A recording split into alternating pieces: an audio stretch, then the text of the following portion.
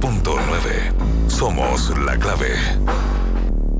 El secreto del éxito es vivir la vida. Baterías Hankook, mucho más. Presentan Combinación Clave. Muchos hablan. Otros critican. Pero en realidad, ¿quién te escucha? Te entregamos toda la información, la opinión y el debate sobre los temas que a ti te interesan. Combinación Clave, junto a Fernando Pausen. Somos opinión. Somos la clave.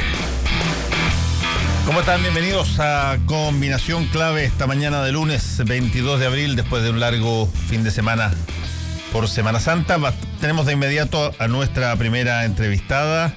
Ella es Teresa Muñoz, secretaria general de la Asociación Nacional de Fiscales. Teresa, ¿cómo está? Buenos días. Buenos días, Fernando. Bueno, han estado bastante agitadas las cosas en torno a los fiscales en estos últimos días, particularmente a través de acusaciones contra el fiscal Arias. Han habido contraacusaciones a su vez.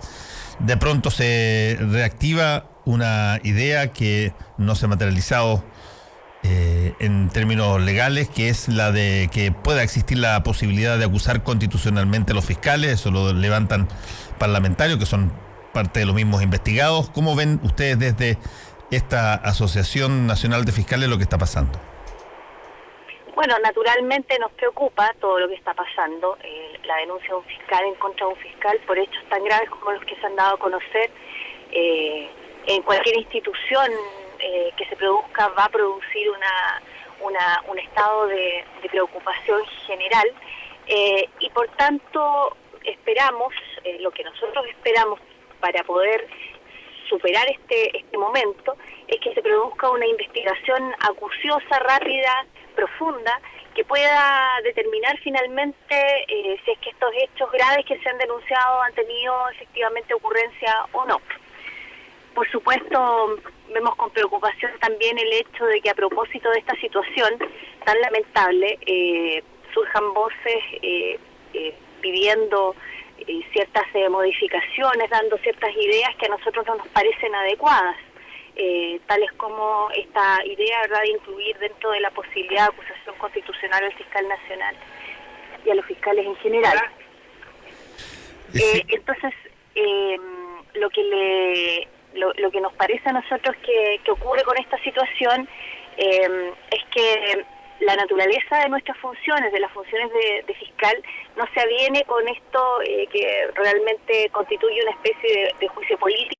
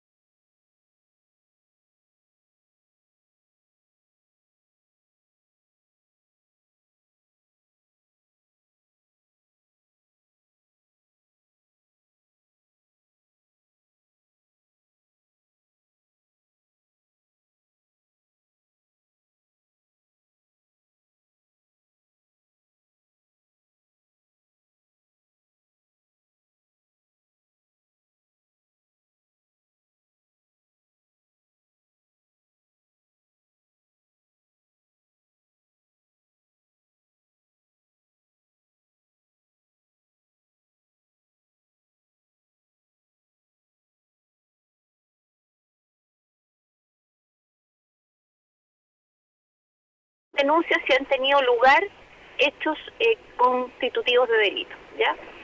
No hay ninguna institución que pueda considerar, estimamos nosotros, como algo deseable, que cuando tienen lugar hechos que puedan ser constitutivos de delitos o de infracciones administrativas, simplemente se barra y se esconda esto debajo de la alfombra. El hecho de que hayan denuncias por sí solo entonces no es lo preocupante.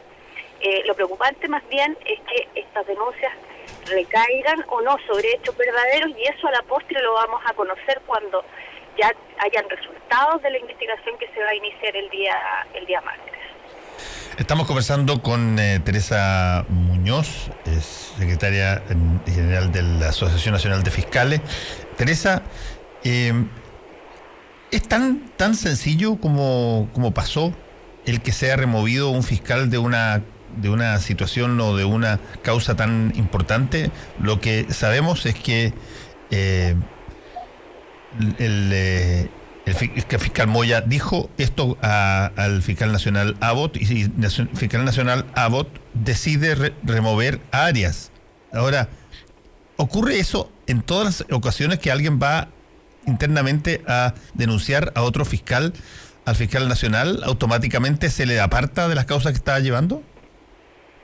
La verdad es que esto no es una situación tan frecuente como para trazar una especie de conducta promedio, ¿no? Como para decirle, miren, en todos los casos o en ningún caso o en la mayoría de los casos. Esto ha sido muy excepcional. La verdad es que no tengo recuerdos de que se haya producido una denuncia anteriormente por hechos constitutivos de delitos de un fiscal adjunto en contra de un fiscal regional en el marco del trabajo que realizaban de manera conjunta. No tengo en este momento recuerdos de una situación que se asimile a la que estamos viviendo hoy día. Evidentemente, la decisión del fiscal nacional de cambiar la causa y decir ya no va a estar a cargo de la Fiscalía Regional de Higgins y del fiscal Emiliano Arias, sino que de una fiscalía distinta, ha tenido aquí un fundamento más o menos plausible. Uno puede entender que cuando se han producido denuncias de esta gravedad, se quiera cautelar el hecho de que la investigación, en este caso la desarrollada en contra de los ministros de la Corte de Apelaciones de Rancagua, se siga efectuando de manera correcta, ¿ya?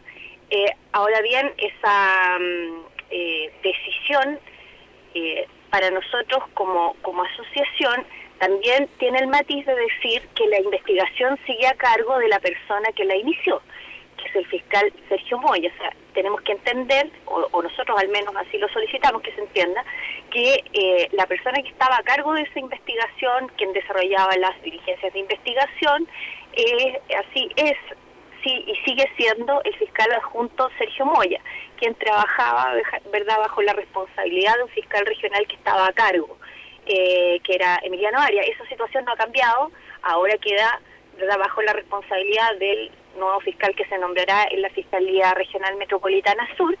Y en relación a eso, también la asociación hizo una declaración hace varios días atrás, en orden a que nosotros íbamos a estar atentos a que esa situación continuara así, a que siguiera Sergio Moya a cargo de esta investigación y se le permitiera, ¿verdad?, o más bien se le entregara las condiciones para seguir desarrollando ese trabajo de manera autónoma como lo ha hecho hasta ahora. Estamos conversando con Teresa Muñoz. Ella es secretaria general de la Asociación Nacional de Fiscales. Teresa, hay una nueva situación que se produjo a través de una revelación de Radio Bio Bio, y que señala, una de las cosas que le imputan al fiscal Arias es que él habría tenido ciertas negociaciones para que el ex síndico en el caso Cabal, Germán Chadwick, saliera muy rápidamente, como salió sin juicio oral, sino que con una salida de 800 días, creo que fue, o algo así, cercano a 800 días de presidio con libertad vigilada, y que esa decisión, Arias en un principio habría dicho públicamente que se tomó en conjunto con todos los intervinientes que estaban ahí, pero se revela mail por parte de BioBio que dice más o menos lo siguiente: buenos días, para efecto de orden interno de trabajo, la causa cabal que va a la audiencia de preparación de juicio oral queda con los siguientes responsables en las materias que se indica. En cuanto a las negociaciones de eventuales abreviados u otras salidas en los delitos de la ley de quiebras y tributarios asociados, el responsable soy yo, dice. Y después él dice de que en realidad se tomó en equipo. Por lo tanto, de alguna manera Moya lo que está imputándole ahí a Arias es que él negoció personalmente con el síndico la salida que benefició mejor al síndico. Ya, bueno, la revelación que hace BioBio el día de hoy es un antecedente más. Nos parece que debe leerse en conjunto con los restantes antecedentes que se vayan a entregar para la acreditación de estos hechos.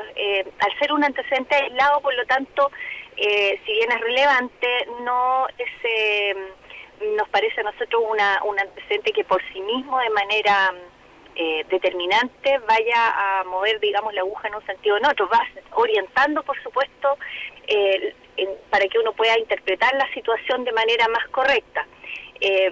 A propósito de eso, ¿verdad? Uno podría decir que desde el día jueves, que me parece fue el día en que el fiscal nacional anunció el cambio de esta investigación desde la región de O'Higgins a la región metropolitana sur, hasta el día de hoy se han sucedido una serie de acontecimientos que nos van precisamente haciendo ver que este es un escenario muy dinámico, que día a día estamos teniendo antecedentes distintos que nos van orientando o reorientando en distintas direcciones, y por lo tanto yo no me quedaría únicamente con este antecedente, que siendo muy relevante es un único antecedente que va a tener que leerse necesariamente con los restantes de la investigación. No, yo eso lo entiendo, puede ser, pero lo cierto es que aquí también hay una situación, Teresa, que tiene que ver con las expectativas que de pronto se fijaron respecto de esta causa, no solamente Cabal, pero en general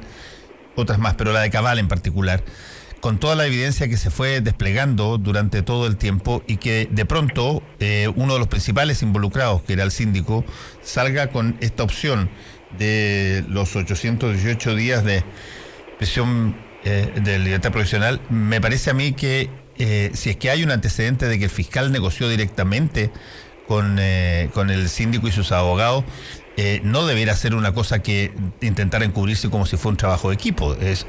Más aún está materializado la propiedad de aquello en este mail. Por lo tanto, la pregunta de fondo es: ¿quién se hace cargo de las decisiones que se han tomado en estos casos que han sido de tanta expectativa pública?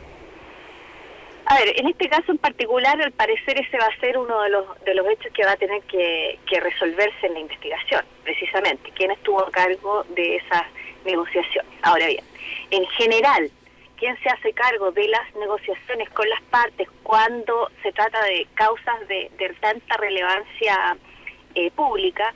Nosotros también hemos emitido hace unos pocos días una opinión al respecto. El fiscal nacional, en su última cuenta pública, parte de sus propuestas, de sus solicitudes, se podría calificar de tal, estaba en la necesidad que él ha detectado de la creación de una fiscalía que de manera nacional, a nivel nacional, se haga cargo de ciertas causas que, por su connotación, su relevancia, las personas que están involucradas o la materia de las que se trata, pueda tener un equipo que pueda ejecutar y desarrollar esas investigaciones. Nosotros ahí también vemos una necesidad, puesto que la unificación de criterios igual es algo que ya pasadas varias causas de connotación pública, viene siendo un punto un poco débil, en el sentido de que en algunos casos se llega a ciertos términos y en otros casos se llega a otros diferentes. Esto también ayudaría a transparentar también, y a través ¿verdad?, de la unificación también se produce un refuerzo de la transparencia, el cómo se realizan las negociaciones, cuáles son las condiciones bajo las cuales se realizan las negociaciones y quién las hace. Esto de que se hagan negociaciones no es nada raro, ya el juicio abreviado por esencia es un procedimiento negociado, en el que uno llega al tribunal junto con la defensa a solicitar más o menos unas mismas cosas. Es muy poco el margen que se deja el tribunal para poder decidir en un sentido o en otro. Llega más o menos, ¿verdad?, negociado. Y esto es algo que la ley previó para ciertos casos, bajo ciertas condiciones, ¿ya? En el caso que usted señala, por lo que ha trascendido, que de todas maneras eran informaciones públicas, en ese juicio abreviado que se intentó en un comienzo, el Tribunal de Garantía consideró, por las razones que seguramente fueron las que se dieron a conocer en la audiencia, que no era posible aplicar una pena del rango que se estaba solicitando. Y por lo tanto rechazó el procedimiento abreviado. Y más tarde, pasado un tiempo, se volvió a presentar el procedimiento abreviado con penas distintas, más altas, de un tramo más alto, y en definitiva sí se concretó. Entonces, el hecho de que la negociación se produzca no es una cuestión que esté al margen de la ley, es algo que la ley prevé, pero nosotros también apreciamos que para unificación de criterios, más transparencia, etcétera, aparece como muy razonable, muy necesaria la indicación del fiscal nacional en su cuenta pública, en orden a que haya una fiscalía única, nacional, de carácter nacional, que se haga cargo de investigaciones de este tipo. Sí, mientras tanto, esto funciona como está funcionando. Y nosotros los periodistas siempre agradecemos muchísimo porque nos encanta que aparezcan mails que no se conocían o revelaciones que ajusten mejor los hechos y que la gente se pueda enterar de aquello, pero no cabe la menor duda que desde el punto de vista de la Fiscalía, el que aparezcan filtrados estos mails de el fiscal Arias revela un poco lo que él dijo, que hay un desorden adentro y que parece que la cosa está un poco convulsionada, porque las únicas personas que pueden filtrar este tipo de cosas son quienes los mandaron o quienes los recibieron. Bueno, eso, digamos, en la medida que previamente no hayan sido conocidos por otras personas. Es muy también común que algunos correos electrónicos se incorporen dentro de las carpetas de investigación. Yo desconozco quiénes eran, conozco las personas que estaban copiadas en ese correo porque apareció en la prensa en la mañana en la radio Biobío, sí. pero desconozco si es que se trata de un documento, un papel que no haya estado incorporado en alguna de estas carpetas o que haya sido conocido por otras personas que también pudieron haberlo entregado a la prensa. ¿No es sí, es que como es una cosa más bien de ámbito interno donde se determinan responsabilidades con nombre, así por ejemplo en la misma materia respecto de Sidex la responsable es Marcia, o sea, hay una cierta familiaridad lo suficientemente cercana para no poner el apellido, sino que para hablar de las personas solamente con el nombre, que me indicaría que está acotado la distribución de este mail a gente que todos saben de quiénes se tratan y no necesitan qué sé yo, hacer más formalidades al respecto, y por eso me imagino que se tratará un grupo pequeño. Como le digo, esa es una suposición de alta probabilidad, pero no tengo la seguridad de que así sea. Finalmente le quiero preguntar por la otra materia, Teresa. Estamos conversando con Teresa Muñoz, secretaria general de la Asociación Nacional de Fiscales. Cuando se cambia el proceso, la reforma procesal penal, y el juez deja de ser quien investiga, acusa y falla y pasa a establecerse una separación en aquellas potestades, pasando el Ministerio Público a investigar y acusar y el juez solamente a fallar. Era evidente e inevitable en un juicio contradictorio entre las partes y que además era público, que se iba a producir, inevitablemente, repito, se iba a producir una suerte de protagonismo de los fiscales como personas que la gente empezaba a reconocer en términos de sus causas, en términos de sus logros, sus frustraciones, y por lo tanto esta cosa media secretiva interna que pasaba por incisos y pasaba por artículos que nadie entendía entre los jueces y los abogados, se abre a la ciudadanía y hoy día tenemos una situación donde buena parte de los fiscales ya tienen una cierta imagen pública a través de lo que ha pasado con sus juicios, y cuando eso ocurre, y esto por definición comunicacional básica, cuando eso ocurre, bueno, cambian las relaciones al interior de las instituciones porque hay personas que tienen una mayor imagen que otra, porque hay personas que defienden las causas personalmente y ya no están parapetados por una institución que los cobija a todos, y por lo tanto aparece esta figura del protagonismo, de la figura personal. Y por eso me imagino que y que va a ser uno de los argumentos quizás que se invoque por parte de los parlamentarios para solicitar que eventualmente en términos individuales puedan los fiscales también ser acusados constitucionalmente, lo que no se puede todavía.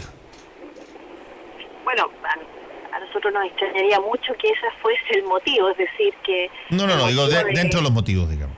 Está bien, aún así, que dentro de las variables para cambiar una ley, implementar una acusación constitucional esté el hecho de que un fiscal pueda ser o no conocido, a nosotros nos parecería algo bastante, para decirlo en términos claros, bastante liviano.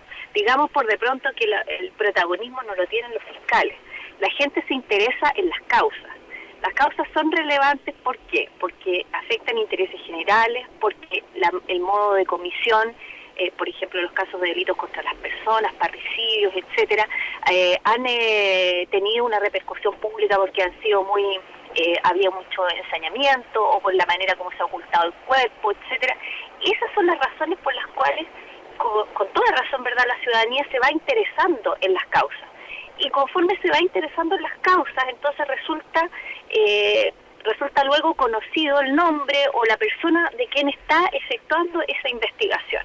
Entonces, más que una finalidad buscada, es una consecuencia de la relevancia que tiene o connotación que tiene una causa.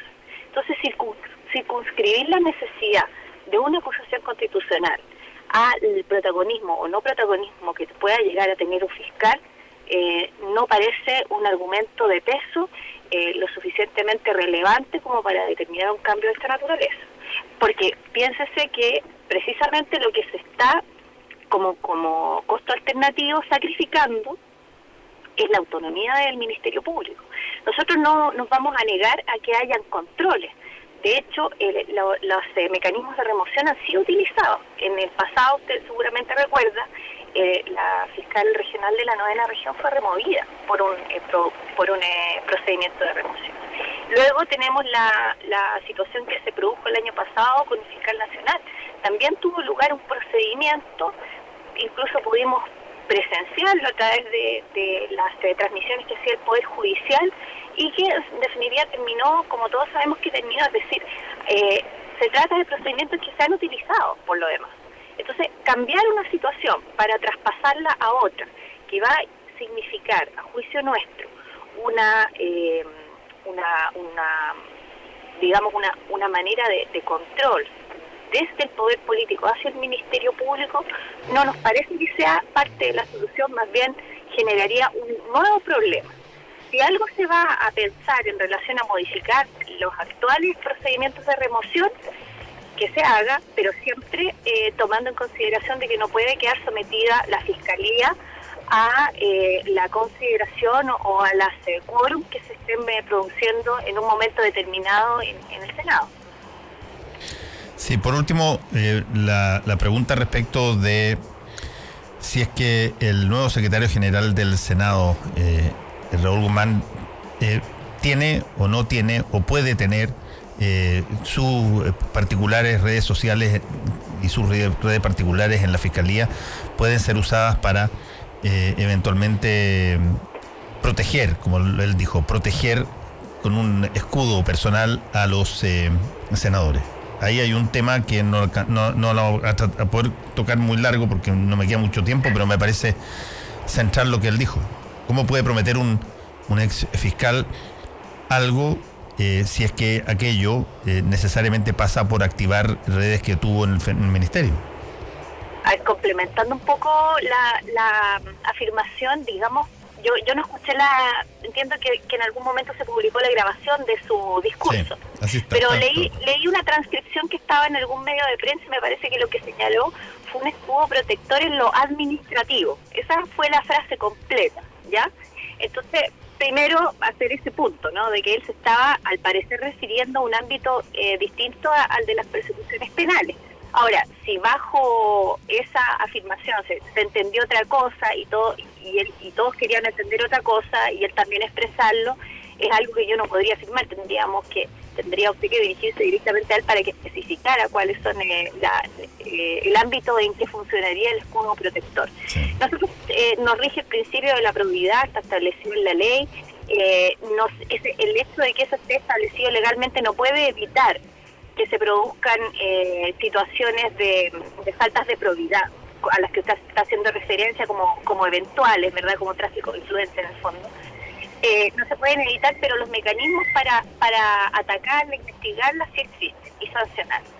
Entonces yo diría que desde ese punto de vista los acontecimientos en los cuales ha habido faltas de probidad en el sentido de colaboración con imputados, etcétera, han sido tan excepcionales dentro del Ministerio Público que yo como asociación nosotros no damos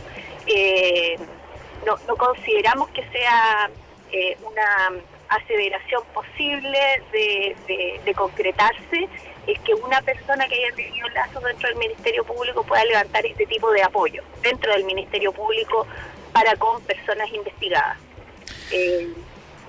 Eso sería, digamos, okay. Teresa Muñoz, secretaria general de la Asociación Nacional de Fiscales, muchas gracias por este contacto, que le vaya muy bien. Muchas gracias a ustedes. No te separes de la 92.9. Ya regresamos con más opinión y debate en Combinación Clave. Quédate en la clave.